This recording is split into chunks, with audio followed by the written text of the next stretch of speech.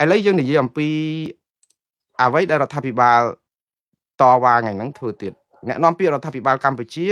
បាននិយាយថាពលរដ្ឋថៃធ្វើស្រែចម្ការហួសចូលក្នុងដីខ្មែរនៅចន្លោះបង្គោលព្រំដែនលេខ52 59អា52 59នៅគម្រៀងភ្នំព្រឹកខេត្តបាត់ដំបងលោកសុកលូថាអត់មានអ្នកណារំលោភចូលដីខ្មែរទេគេធ្វើតែគេអីតែគេ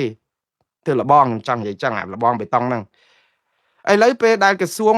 ឬក៏ AOT អាស៊ាននិងក្រសួងការបរទេសក្រសួងការពារជាតិចុះទៅថាថៃគេរំលោភចូលចការខ្មែរ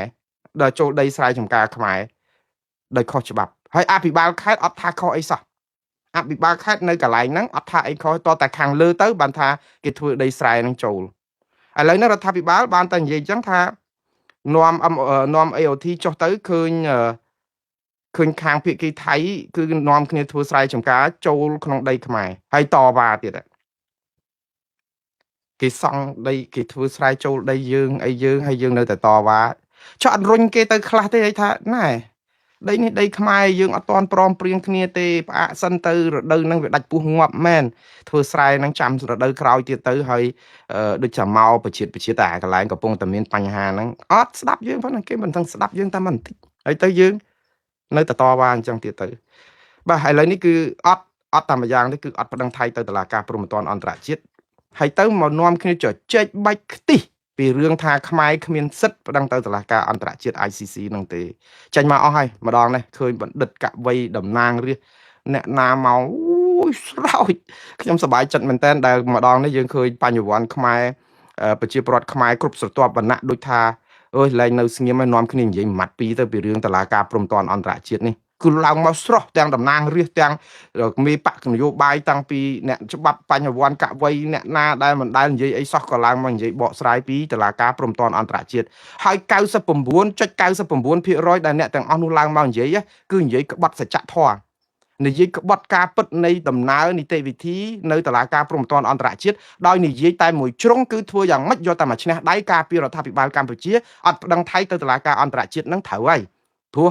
យើងអត់មានអ្នកណាផ្សេងក្រៅពីរដ្ឋាភិបាលកម្ពុជាប្តឹងបានទេគឺមានតែរដ្ឋាភិបាលកម្ពុជាមួយគត់ដែលជាអ្នកមានសិទ្ធិប្តឹងអ្នកណាក្រៅស្រុករដ្ឋាភិបាលអីក៏ប្តឹងបានដែរគេនិយាយអញ្ចឹងហើយពេលហ្នឹងអត់ប្រាប់ថាចុះបើដឹងតែខ្លួនឯងប្តឹងបានហេតុអីក៏មិនប្តឹងខ្ញុំកំពុងតែឆ្ងល់នេះ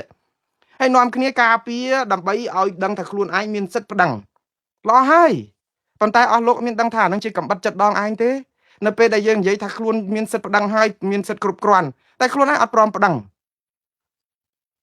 ច្បាប់របស់ ICC គេចែងច្បាស់ហើយតើថារដ្ឋាភិបាលក៏ប្តឹងបានប្រជាពលរដ្ឋក៏ប្តឹងបានអង្គការសង្គមស៊ីវិលក៏ប្តឹងបានអ្នកណាក៏ប្តឹងបានដែរពីបទល្មើសតាក់ទងនឹងការឈ្លានពានអំពើបលាយពូជសាសន៍អក្រិតកម្មប្រឆាំងមនុស្សជាតិនិងការដែលមានអក្រិតកម្មសង្គ្រាម4បទល្មើសធំនេះអ្នកណាប្តឹងក៏បានដែរមិនចាំបាច់តែប្រទេសសម័យទេសូមទៅមើលវីដេអូខ្ញុំម្ដងទៀតដែលខ្ញុំបានផ្សាយនៅតាមបណ្ដាញសង្គម Facebook អញ្ជើញមើលទៅហើយឆ្វេងយល់ទាំងអស់គ្នាជាជាងការដែលមកប៉ាតណាប៉ាតណីហើយបើសិនជាបងប្អូនទាំងអស់គ្នាមកការពារខ្មែរយើងចង់និយាយថាការពារនៅក្នុងន័យថាយើងទៀមទាថាការប្តឹងថៃហ្នឹងគឺយើងមានសិទ្ធិអាហ្នឹងខ្ញុំសប្បាយចិត្តព្រោះអីយើងជាជនរងគ្រោះ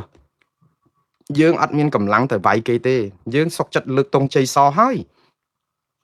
ចង់បានសុខសន្តិភាពហើយអ្នកណាក៏គ្រប់គ្រងដែររឿងសុខសន្តិភាពហ្នឹង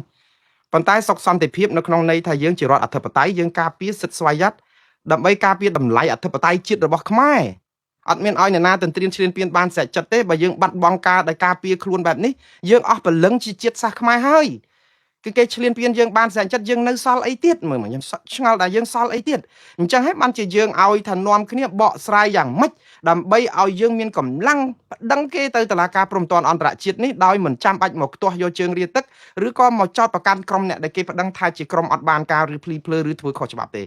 យើងអត់ធ្វើជាឆ្នេះបានទេខ្មែរ18លានអ្នកគឺត្រូវតែនៅអាវុធចុងក្រោយរបស់យើងមានតែតុលាការអន្តរជាតិហ្នឹងហេតុអីបានជាយើងនាំគ្នាហែកវាចោលទៀត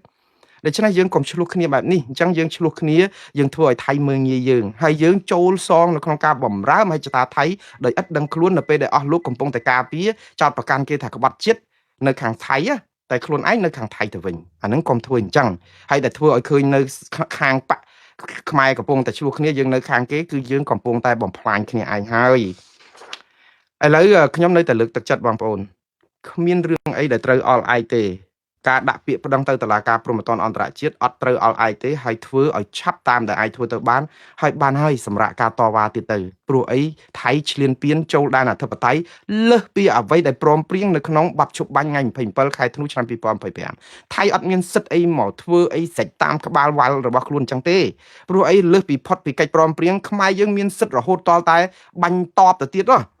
ដើម្បីការពារអធិបតេយ្យដែលថៃឈ្លានពានដែនយើងខុសពីបទព្រមព្រៀងអាហ្នឹងគឺច្បាប់ចែងយើងការពារខ្លួនអត់ខុសច្បាប់អត់បង្កសង្គ្រាមអត់អីទាំងអស់តែខ្ញុំមិនទៅលើកទឹកចិត្តឲ្យតែយើងធ្វើសង្គ្រាមទៅឲ្យសមទៅនឹងអ្វីដែលលោកហ៊ុនសែនអះអាងថាយើងស្រឡាញ់សុខសន្តិភាពស្រឡាញ់ណាស់ជាមួយគេឈ្លានពានបើខ្មែរគ្នាឯងវិញងើបមួយវាយមួយ